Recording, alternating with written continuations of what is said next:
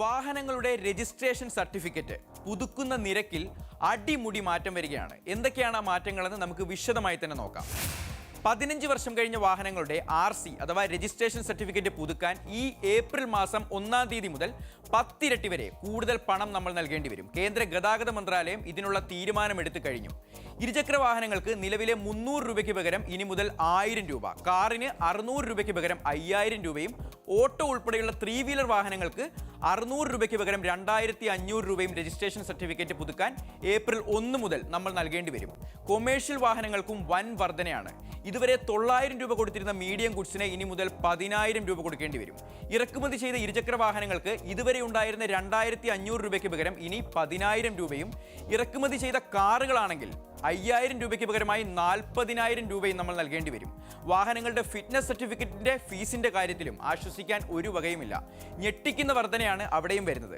Fitness സർട്ടിഫിക്കറ്റിന്റെ കാര്യത്തിൽ 2 വീലറിന് നിലവിലെ 400 രൂപ 1400 ആയും, 3 വീലർ 400 രൂപ 4300 ആയും, കാറിന് 600 രൂപ എന്നുള്ളത് 8300 ആയും, ഹെവി വെഹിക്കിൾസ് 800 രൂപ എന്നുള്ളത് 13500 രൂപയായും വർദ്ധിക്കും. RC പുതുക്കാൻ മറന്നുപോയാൽ കൊടുക്കേണ്ട ഡിലേ ഫീയിലും വൻ വർധനയാണ് സംഭവിക്കുന്നത്.